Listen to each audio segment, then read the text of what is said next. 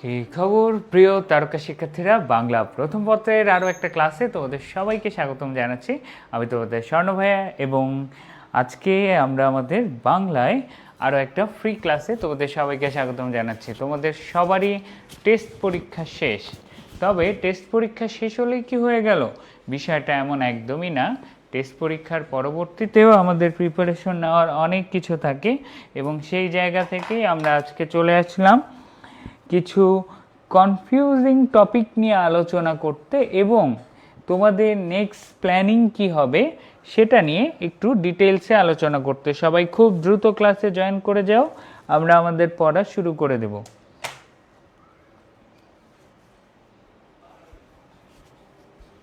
সবাই ঝটপট ক্লাসে জয়েন করে ফেলো এবং বন্ধুদের সাথে শেয়ারও করে ফেলো। এবং বৃষ্টিতে ভিজে ভাইয়ার অবস্থা একদম কাদা কাদা হয়ে গেছে বলতে গেলে, যারা একদম হুট করে আচমকা বৃষ্টি যেটাকে বলে ঢাকা শহরে চলে আসছে। অর্থাৎ আমরা শীতকালের যে আমাদের একটা জায়গা ছিল, ওই শীতকাল এখন আর আমাদের নাই। গ্রীষ্মকাল তো চালু হইতে হইতে বর্ষাকালের বৃষ্টিও চলে আসছে, তাই না?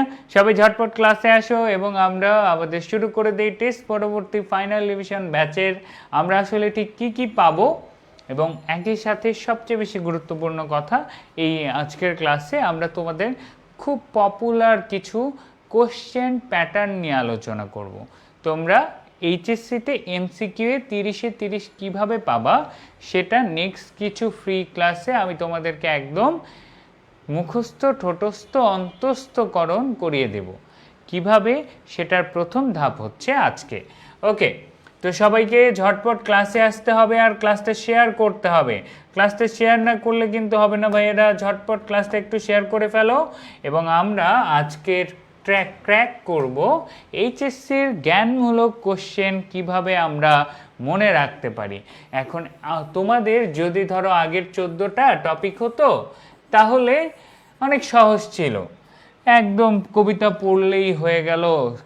আর কি, কবিতা গল্প কম, অল্প 2-3টা পড়লে খুব সহজেই অ্যান্সার করা যায়, তাই না? বাট ঝামেলা হচ্ছে কারেন্ট সিচুয়েশনে। কি ঝামেলা? যে এখন তো আর ভাইয়া 14টা নাই, এখন তো অনেক বেশি সংখ্যাটা, 24টা। আমরা এখন এই মোমেন্টে কি করব, আমাদের এতগুলো টপিক থেকে আমরা কোন কোন অংশকে জ্ঞানমূলকের জন্য বেশি গুরুত্বপূর্ণ মনে করব সেটারও একটা আমি সাজেশন দিয়ে দিব আজকে। ওকে, তো সবাই খুব ঝটপট ক্লাসে জয়েন করে ফেলো। দেখি সবাই একদম ঝটপট ক্লাসে জয়েন করে ফেলো। তোমাদেরকে একটা সাজেশন দিয়ে দিব, এই সাজেশনটা খাতায় নোট করে রাখবা। জ্ঞানমূলক কোশ্চেন, দেখো জ্ঞানমূলক কোশ্চেন তোমার যদি 30টা এমসিকিউ হয়, এর মধ্যে 15টা মিনিমাম জ্ঞানমূলক থাকবেই। উচ্চতর দক্ষতা বহুপদী সব বাদ দিয়েও জ্ঞানমূলক এমসিকিউ, ডিরেক্ট কবিতার লাইন থেকে তুলে দেওয়া প্রশ্ন যেখান থেকে অ্যান্সার করতে হবে, এই যে জ্ঞানমূলক এমসিকিউ মিনিমাম 15টা পাবাই। তাহলে বুঝতেই পারতেছো এটার গুরুত্ব অপরিসীম, এটার জন্য পড়তেও হবে অনেক বেশি। তো জ্ঞানমূলক এমসিকিউয়ে আমরা গদ্য থেকে কোন কোন গদ্য একদম প্রপার কমন আসার সম্ভাবনা আছে সেটা সবাই নোট করে নাও। প্রথমেই নেকলেস। নেকলেস কেন? চলো আমরা এই যেহেতু নেকলেস বললাম সেখান থেকেই বলি। নেকলেস গল্পে ফ্রা শব্দের অর্থ কি? ফ্রা অর্থ কি? আমরা এরকম কিছু গুরুত্বপূর্ণ জ্ঞানমূলক আজকে ভাইয়ার ক্লাসেই রিভিশন দিয়ে নিব এবং কিভাবে আমাদেরকে পড়তে হবে সেটা নিয়ে আলোচনা করব। সো বলো দেখি, নেকলেস গল্পে ফ্রা শব্দের অর্থ কি? ঝটপট অ্যান্সার করো।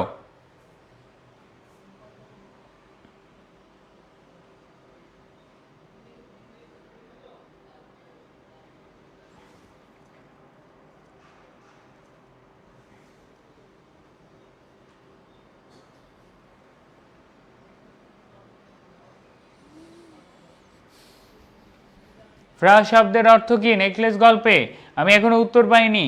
এইচএসসি 25-এর এক্সাম ব্যাচ এখন ইমপ্রুভমেন্টের জন্য। ওকে, তাও হবে, তোমাদের সবারই সেই সুযোগ আছে, বেশি বেশি এক্সাম দাও এবং আজকে টেস্ট পরবর্তী ফাইনাল রিভিশন কোর্সের ব্যাপারে যারা খুব বেশি করে জানতে চাচ্ছ যে আমরা আসলে কিভাবে পড়াবো, আজকে সেটারই একটা ডেমো তোমাদেরকে দেখাচ্ছি। আমরা জাস্ট টেস্ট পেপারের একটা কোশ্চেন ধরে বলবো এই এটার অ্যান্সার কি, ওটার অ্যান্সার কি, এটা তো তুমি নিজেও পড়তে পারবা। আমরা তোমাদেরকে টেস্ট পরবর্তী টাইমে ফুল এরকম অধ্যায় ভিত্তিক জ্ঞানমূলক উচ্চতর দক্ষতা এরকম রিভিশনে যাব, সিকিউ কিভাবে লিখবা সেগুলো নিয়ে আলোচনা করব। এরকম ইনডেপথ ক্লাস হবে আমাদের ইনশাআল্লাহ। আজকে সেটারই একটা ছোট্ট ডেমো, ছোট্ট একটা ক্লাস। ওকে, এটা এখনো পড়ি নাই, আল্লাহ, তাহলে আর কি বলার, তোমার অবস্থা খারাপ। এবং তোমাদের জন্য সবচেয়ে খুশির খবর, এই যে কে বলেছে এটা এখনো পড়ি নাই, তার নামটা চলে গেল, তার জন্য সবচেয়ে খুশির খবর কি, তোমরা যারা টেস্ট পেপার সলভ কোর্সে ভর্তি হবা তাদের সবার জন্য আমাদের প্রায় 8,500 টাকা সমমূল্যের কোর্স, সেটা হচ্ছে আমাদের কি বলো দেখি, এফআরবি বা কামব্যাক কোর্স। ওকে, আমাদের কামব্যাক কোর্স এবং মিশন কোর্সের যে বেসিক ক্লাসগুলো আছে, বেসিক ক্লাস বলতে এই যে নেকলেস তুমি এখনো পর্যন্ত পড়োনি কিন্তু স্বর্ণ ভাইয়া ব্যাচে নেকলেস পড়িয়ে দিয়েছে, তাহলে এই নেকলেসের বেসিক ক্লাসটা তুমি এই টেস্ট পেপার সলভ কোর্সে ভর্তি হলে একদম ফ্রিতে পাবা। ভাইয়াদের সাথে একে তো তোমরা কি করতে পারবা, ভাইয়াদের সাথে একে তো তোমরা ফার্স্ট যেটা তোমাদের রিভিশন হয়ে যাচ্ছে, টেস্ট পেপার সলভ করা হচ্ছে, একই সাথে তোমার যদি গ্যাপ থাকে, তুমি যদি না পড়ো, তাহলে এই বেসিক ক্লাসগুলো থাকবে, তোমার ইচ্ছা মতো সময় দেখবা, দেখে কমপ্লিট করে ফেলবা। তো ফ্রা কি, ফ্রা হচ্ছে ফ্রান্সের মুদ্রা। কোথাকার মুদ্রা? ফ্রান্সের মুদ্রা। এবং ফ্রা থেকে আরো কোশ্চেন আছে, বলো দেখি, জরোয়া হারটির সত্যিকারের মূল্য কত ছিল? জরোয়া হারটির আসল মূল্য কত ছিল? জরোয়া হারটির আসল মূল্য কত ছিল? উত্তর করো ঝটপট। 2 নাম্বার কোশ্চেন, জরোয়া, কোনো অপশন দিব না। এইভাবে তোমাদেরকে টেস্ট পেপার সলভ করতে গেলে অনেক অপশন পাও মাথায় থাকে, আমরা কোনো অপশন ছাড়া প্র্যাকটিস করব। যেন জ্ঞানমূলক অ্যাটলিস্ট আমাদের পরীক্ষায় প্রশ্ন দেখার সাথে সাথে মনের মধ্যে একটা কনফিউশন না থাকে যে আমি এটা পারি না। Good job. হ্যাঁ, 27টা চাইলে স্কিপ করতে পারবা, 27টা করতেও পারো, একটা রিভিশন হয়ে যাবে। তোমার উপর ডিপেন্ড করে যে তুমি এই গল্পগুলো যদি পড়ে থাকো তাহলে একটা কনফিউশনগুলো আমি ক্লিয়ার করে দিব, তো 27টাও করতে পারবা। ওকে, 500 ফ্রা, গুড জব। জরোয়া হারটির মূল্য কত ছিল? 500 ফ্রা। এরকম নেকলেস গল্পে প্রচুর জ্ঞানমূলক কোশ্চেন আছে। জরোয়া হারটির সে হীরার হারটির দাম মনে করেছিল 40,000 ফ্রা, মাদাম লইসেল মসিয়ে, তারপরে হচ্ছে কি বলো দেখি, তারপরে জামার কথা আছে, স্যাটিন কি এক ধরনের কাপড়। তো এরকম জ্ঞানমূলক কোশ্চেনের জন্য নেকলেস গল্প টপ 1 নম্বরে আছে, খাতার মধ্যে নোট করো। সাজেশন, নেকলেস গল্প থেকে এইচএসসি পরীক্ষায় এমসিকিউ এ জ্ঞানমূলক প্রশ্ন যে কোনো বোর্ডে একটা না একটা পাবাই। নেক্সট কোনটা বলো দেখি? নেক্সট হচ্ছে আমাদের একদম টপ গুরুত্বপূর্ণের মধ্যে যদি যাই তাহলে সেটা কি বলো দেখি? তাহলে সেটা হচ্ছে আমাদের অপরিচিতা। হ্যাঁ, অপরিচিতা সবচেয়ে সহজ গল্প, সবচেয়ে বেশি পড়া হয়, কিন্তু অপরিচিতা গল্প থেকেই জ্ঞানমূলক কোশ্চেন সবচেয়ে বেশি করা যায়। কেন? মামা কোথায় যায়নি, কিসের হার, ইহা বিলাতি মাল, উক্তিটি কার? তো এখান থেকে আমরা শুরু করি আরেকটা কোশ্চেন, আমাদের নেক্সট কোশ্চেন, ইহা বিলাতি মাল উক্তিটি কার? দেখি কে পারবা? ইহা বিলাতি মাল, কোনো অপশন নাই।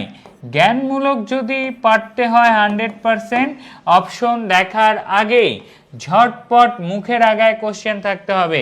ইহা বিলাতি মাল উক্তিটি কার? অ্যান্সার করে ফেলো।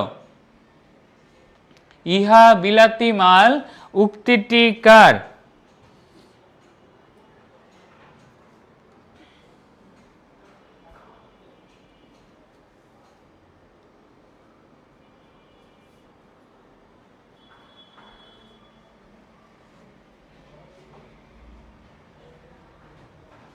শ্যাকরার উক্তি।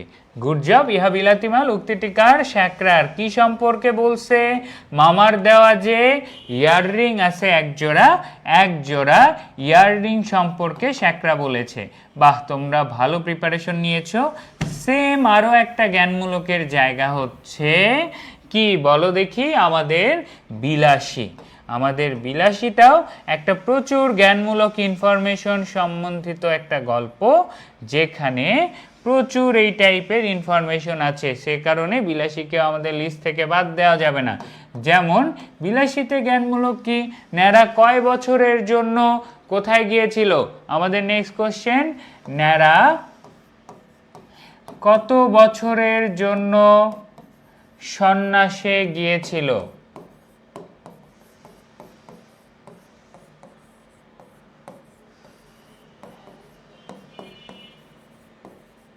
ন্যাড়া কত বছরের জন্য সন্ন্যাসে গিয়েছিল? ঝটপট অ্যান্সার করো। তারপর মৃত্যুঞ্জয়ের জমি কত?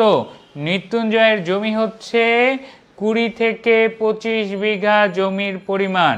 তারপর ব্রাহ্মণের ছেলে কি হয়? ব্রাহ্মণের ছেলে ডোমের মেয়েকে বিয়ে করে পুরোদস্তুর ডোম হয়। ব্রাহ্মণের ছেলে কি পাশ করছে? এন্ট্রান্স পাশ করছে। ন্যাড়ার আত্মীয়ের সংসার কত বছরের? 25 বছরের, তাই না? ওকে, নেক্সট কোশ্চেন অ্যান্সার করে ফেলো। ন্যাড়া কত বছর? ইয়েস, বলা আছে বছর খানেক, মানে প্রায় 1 বছর। কত বছর? প্রায় 1 বছর বা বছর খানেকের জন্য ন্যাড়া সন্ন্যাসে গিয়েছিল। সন্ন্যাস ব্রত গ্রহণের জন্য ন্যাড়া কোথায় গিয়েছিল? কামাখ্যায়। সন্ন্যাস ব্রত গ্রহণের জন্য ন্যাড়া কোথায় গিয়েছিল? কামাখ্যায় গিয়েছিল। এরকম জ্ঞানমূলক কোশ্চেন, অর্থাৎ ডিরেক্ট বইয়ের লাইন থেকে কোশ্চেন। যেমন কি, যেমন এডেন কোথাকার বন্দর? এডেন সত্যিকারে সৌদি আরবের বন্দর, কিন্তু লেখকের মতে এডেন কোথাকার বন্দর? পারস্যের বন্দর। তারপর হুমায়ুনের বাবার নাম কি? হুমায়ুনের বাবার নাম হচ্ছে বাবর।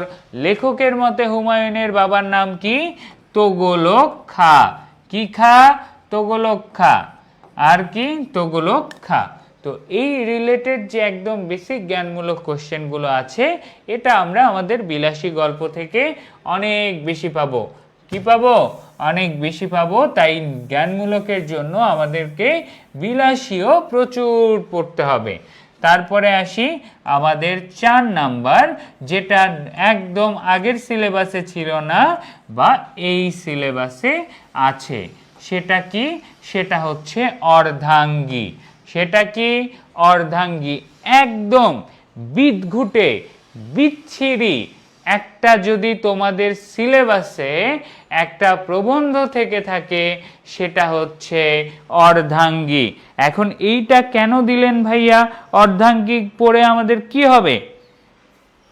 কেন অর্ধাঙ্গীটা আমাদেরকে ভালো মতো পড়তে হবে বলেন? দেখো, বলো দেখি। নারী পুরুষের অধিকার, ওকে,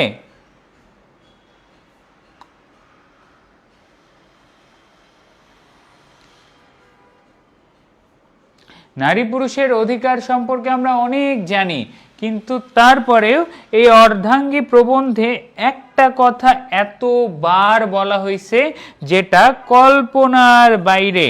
যেমন তারই একটা প্রবন্ধ আছে, কি বলো দেখি? অর্ধাঙ্গী প্রবন্ধে বেগম রোকেয়ার কোন প্রবন্ধের কথা বলা আছে? দেখছো কেমন কোশ্চেন বিচ্ছিরি? অর্ধাঙ্গী প্রবন্ধে আমাদের কার? বেগম রোকেয়ার কোন প্রবন্ধের কথা বলা আছে? অ্যান্সার করো দেখি। অর্ধাঙ্গী প্রবন্ধে বেগম রোকেয়ার কোন প্রবন্ধের কথা বলা আছে? অনেক কলেজ বলবা এটা সিলেবাসে নাই, এটা ফাইনাল সিলেবাস, এবং ফাইনাল সিলেবাসে অর্ধাঙ্গী আছে। ওকে, বলো।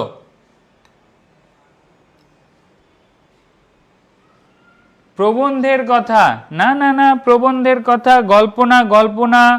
এই জন্যই বলেছি এই অর্ধাঙ্গী গল্পটা আমাদেরকে যে কতটা ডেপথে আমাদের টেস্ট পেপার সলভে রিভিশন করতে হবে, সেটা আজকে তোমরা একদম মাথায় গেঁথে বুঝতে পারবা।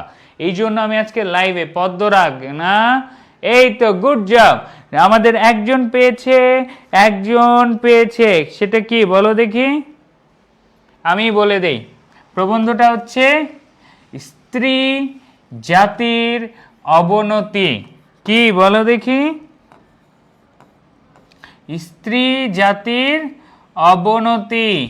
এই হচ্ছে গল্প না, বাকি তোমরা যা বলছো সেগুলো সব গল্পের নাম। কোন প্রবন্ধ? স্ত্রী জাতির অবনতি প্রবন্ধের কথা এখানে তুলে ধরায় একদম প্রথমের লাইনে এই প্রশ্নটা। গুড জব তুষির জন্য ধন্যবাদ। তুষি আগে অ্যান্সারটা করেছো অর্ধাঙ্গিতে। তাহলে বেগম রোকেয়া তার কোন প্রবন্ধের কথা উল্লেখ করেছেন? স্ত্রী জাতির অবনতির কথা উল্লেখ করেছেন। শুধু এখানেই তিনি ক্ষান্ত হননি, তিনি একেবারে এলাকার দুনিয়ার যত কিছু সব কিছু নিয়ে আলোচনা করেছে। ওকে, যেমন একটা কিছু শব্দ আছে ইংরেজি ভাষায় স্ত্রীকে কি বলা হয়? অর্ধাংশ বা উত্তমার্ধ।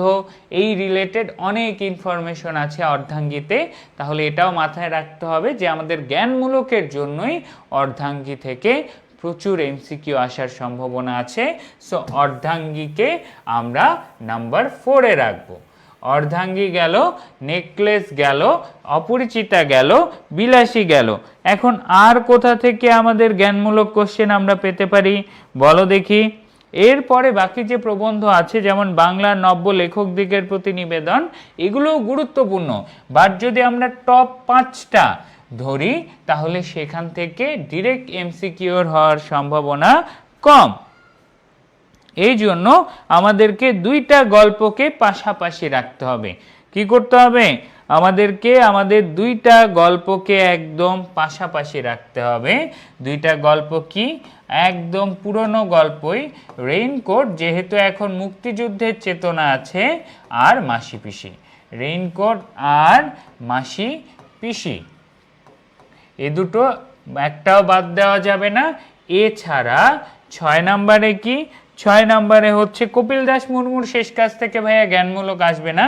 জীবন ও বৃক্ষ থেকেও জ্ঞানমূলক আসার সম্ভাবনা খুবই কম। শুধু রাইপনেস ইজ অল একটা আসার সম্ভাবনা আছে। সবগুলো থেকেই আমাদেরকে পড়তে হবে, বাট খুব ভালোভাবে যেটা পড়তে হবে সেটা কি বলো দেখি? সেটা হচ্ছে আমাদের যৌবনের গান।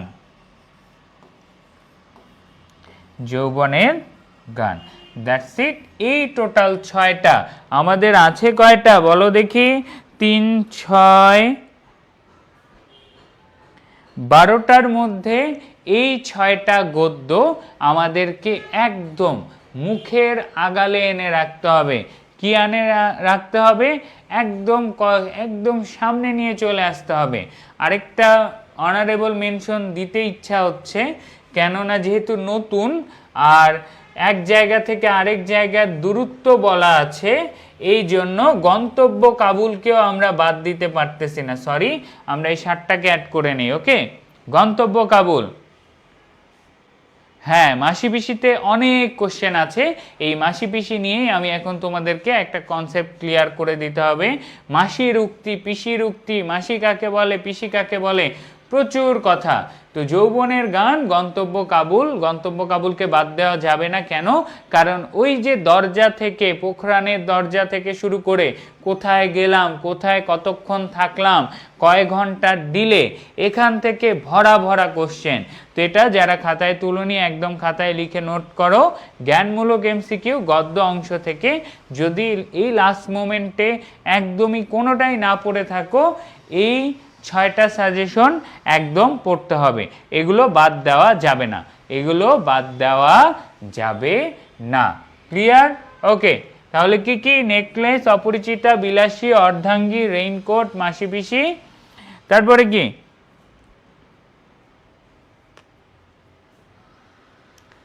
গন্তব্য কাবুল। ওকে, ডান। এবার কবিতায় আসি। আমরা কবিতারও কিছু এমসিকিউ এখন সলভ করব। যেমন হচ্ছে প্রথমেই যেটার কথা বললেই নয়, পদ্মতে বিভীষণের প্রতি মেঘনাদ, ওটাকে জীবনেও বাদ দেওয়া যাবে না। কেন? ওটা জিনিসই এরকম। যেমন এখান থেকে প্রথম জিনিস হচ্ছে মেঘনাদ বধ একটা কি মহাকাব্য। মেঘনাদ বধ মহাকাব্যে স্বর্গ কয়টি? মেঘনাদ বধ কাব্যে স্বর্গ কয়টি?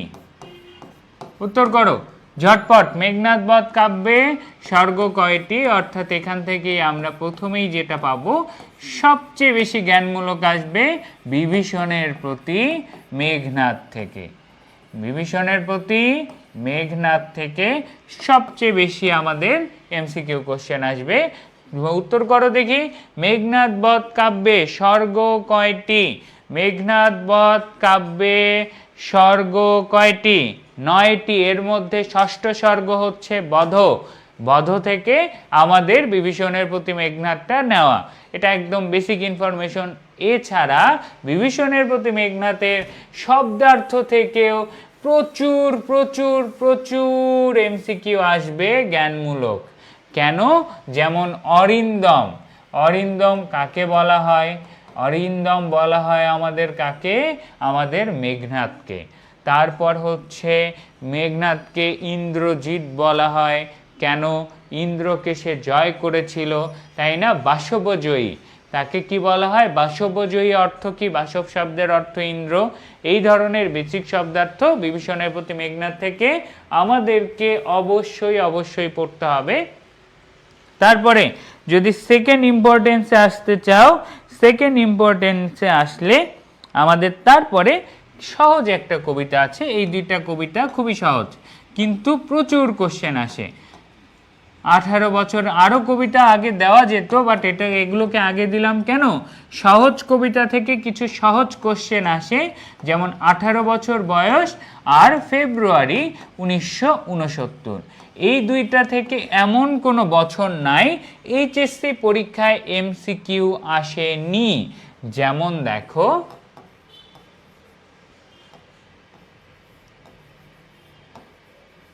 আলোচিত ঢাকা কি?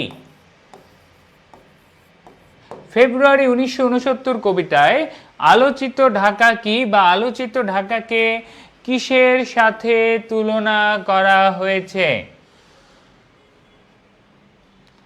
উত্তর করো ঝটপট। ফেব্রুয়ারি 1969 গল্পে আলোচিত ঢাকা কি, বা আলোচিত ঢাকাকে কিসের সাথে তুলনা করা হয়েছে? ঝটপট অ্যান্সার করো।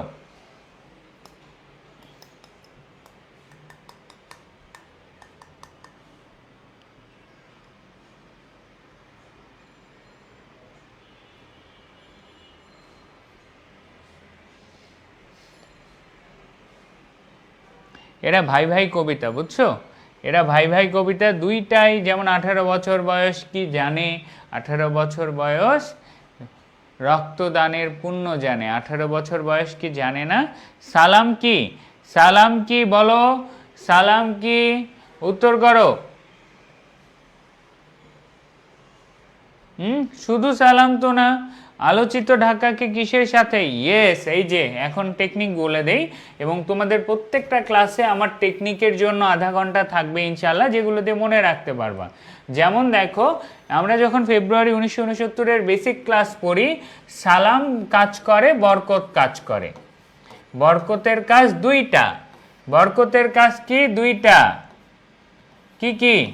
এক হচ্ছে ঘাতকের থাবার সম্মুখে বুক পাতে কে? ঘাতকের থাবার সম্মুখে বুক পাতে কে? বরকত। আর গাঢ় উচ্চারণে বলে, আর গাঢ় উচ্চারণে সে মুক্তির কথা বা গাঢ় উচ্চারণে বলে। তারপরে সালাম কাজ করে কয়টা? সালাম বেশ কয়েকটা কাজ করে। আবার কি? এক রাজপথে নামে, শূন্যে ফ্ল্যাগ তোলে,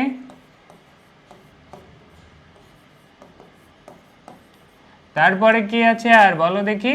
খুবই সুন্দর একটা টেকনিক দিয়ে মনে রাখতে পারবা, যে দেখো মুখ বড়, মুখের একটা পার্ট, ছোট্ট পার্ট হচ্ছে চোখ, রাইট? বাংলাদেশ বড়, বাংলাদেশের একটা মুখের মধ্যে আমাদের সবচেয়ে গুরুত্বপূর্ণ তো বলতে গেলে চোখই, আমরা কথা না বলি, চোখ দিয়ে না দেখলে দুনিয়া অন্ধকার, তাই না? চোখের গুরুত্ব অপরিসীম। তো এইরকমই বাংলাদেশের মেইন জায়গা ঢাকা, ঢাকার গুরুত্ব অপরিসীম। তো এইটা থেকেই মনে রাখবা যে মুখ কি বাংলা, অর্থাৎ সালামের মুখ হচ্ছে তরুণ শ্যামল পূর্ব বাংলা। সালামের মুখ কি? সালামের মুখ হচ্ছে বাংলা বা তরুণ শ্যামল পূর্ব বাংলা। আর বাংলাদেশের একটা পার্ট হচ্ছে ঢাকা, অর্থাৎ মুখের একটা পার্ট হচ্ছে চোখ। তাহলে সালামের চোখ কি? সালামের চোখ আজ আলোচিত ঢাকা। সালামের চোখ কি? সালামের চোখ হচ্ছে আজ আলোচিত ঢাকা। সালামের মুখ পুরো বাংলা, সালামের চোখ ঢাকা। আর সালামের হাত থেকে কি ঝরে পড়ে? সালামের হাত থেকে ঝরে পড়ে নক্ষত্রের মতো বর্ণমালা। কিসের মতো? নক্ষত্রের মতো বর্ণমালা, অবিরত অবিনাশী বর্ণমালা ঝরে পড়ে। ক্লিয়ার? ওকে, তাহলে এই যে দেখো এরকম ছোটখাটো বেশ কিছু টেকনিক আছে আমাদের মনে রাখার জন্য। সালাম কাজ করে কয়টা? রাজপথে নামে শূন্যে ফ্ল্যাগ তোলে 5টা কাজ করে। রাজপথে নামে শূন্যে ফ্ল্যাগ তোলে কে? ওকে বলো। রাজপথে নামে শূন্যে ফ্ল্যাগ তোলে সালামের মুখ, সালামের চোখ আর নক্ষত্রের মতো বর্ণমালা। ক্লিয়ার? ওকে, তারপরে আসো কি?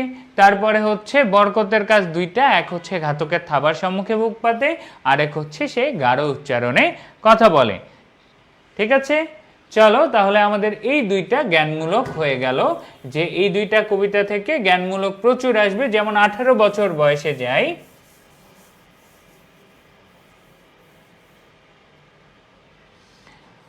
আচ্ছা, এই কোশ্চেনটার অ্যান্সার করো। 18 বছর বয়স কিসের বেগে চলে?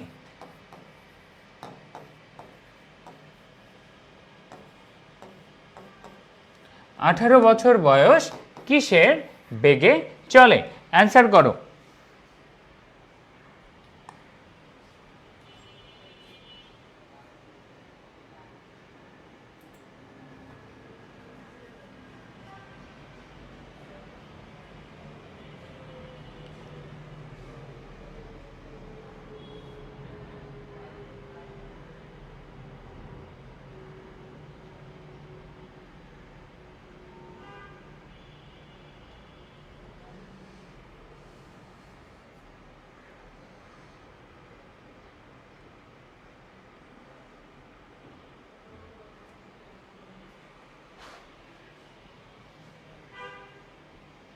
কই আমি উত্তর পাচ্ছি না, কোথায় উত্তর?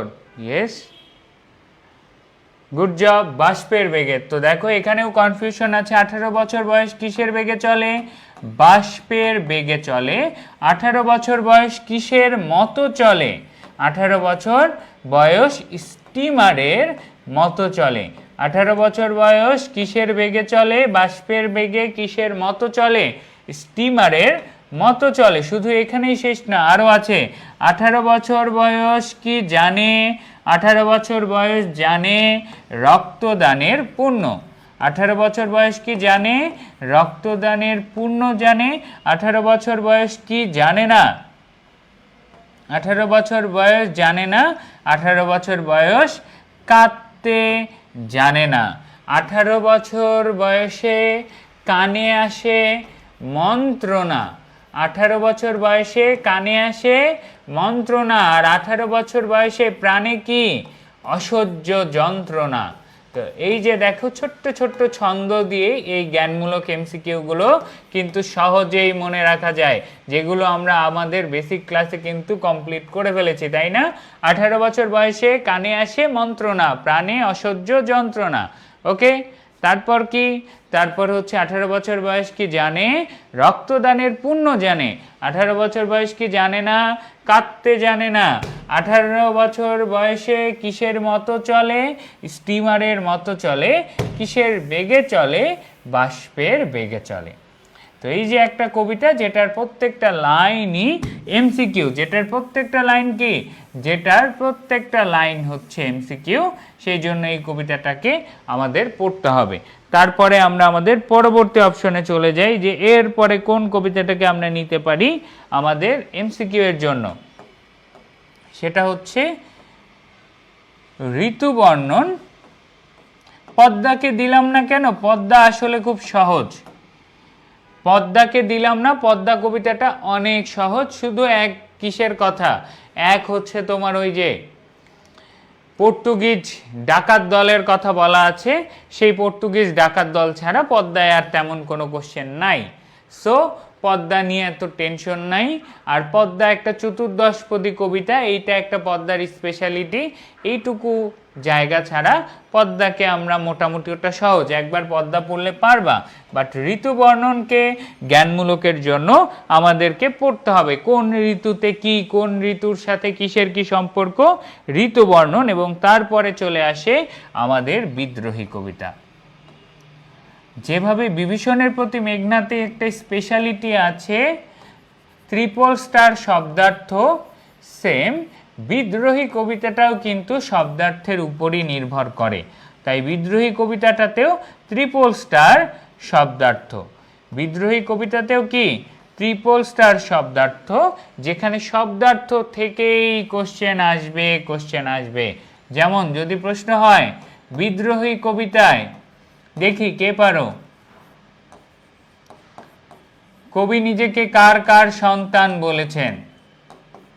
দেখি কবি নিজেকে কার কার সন্তান বলেছেন?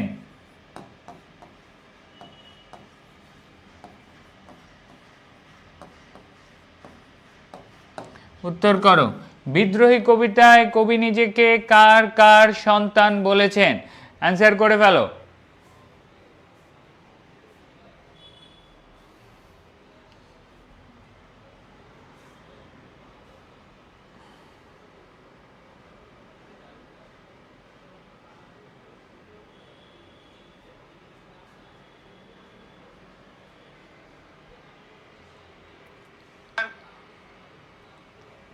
এই টাইমটাতে বাচ্চা কাচ্চা খুব কম আসো না ক্লাসে, একদমই বাচ্চা দেখা যায় না আসলেই। তো যাই হোক, তোমাদের জন্য ইফতারের পরের টাইমটাই বেটার হয়। আমি এর পরে ক্লাস নিলে ইফতারের পরেই আসবো ইনশাল্লাহ। ওকে, তো বিদ্রোহী কবিতায় কবি নিজেকে কার কার সন্তান হিসেবে তুলনা করেছেন? কেউ পারবা? এখন আমি অ্যান্সার পাইনি। ওয়ালাইকুম আসসালাম, কেবল কয়জন নতুন আসতেছো, আবার কেউ নাই, কি অবস্থা আজকে? বাচ্চা কাচ্চা ক্লাসে খুবই কম।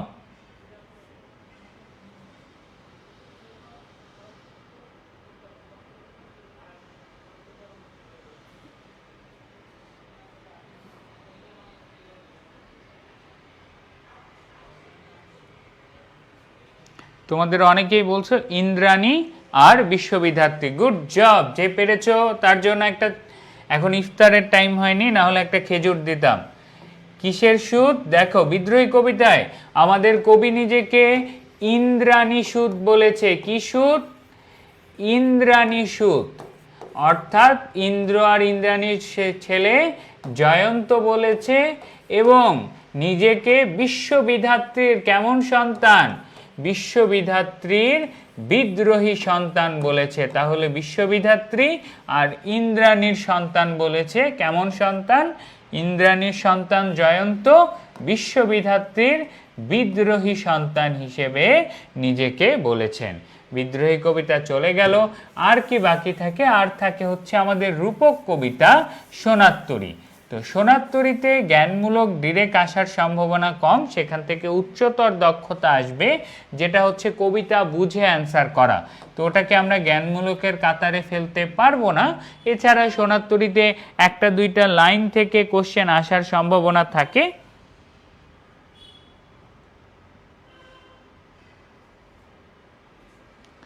ওকে, ঠিক আছে।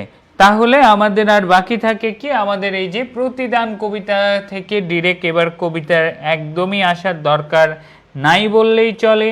তাহারই পরে মনে আমরা ধরতে পারি ওই যে কবি আর কবি ভক্ত, মাঘের সন্ন্যাসী, এইটুকু ধরে একটা অ্যান্সার চলে আসতে পারে। তোমাদের লাক অনেক ভালো ভাইয়া, তোমাদের লাক অনেক ভালো, সব সহজ সহজ কবিতাগুলো পড়ছে।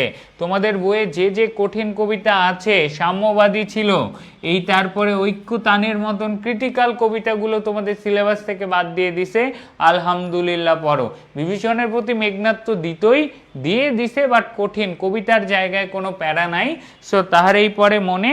আর সোনার তরী, এই দুটা সেম ক্যাটাগরির, এখান থেকে কিছু ছোট ছোট এমসিকিউ আসবে, ব্যাস এটুকু পড়লেই জ্ঞানমূলক কভার।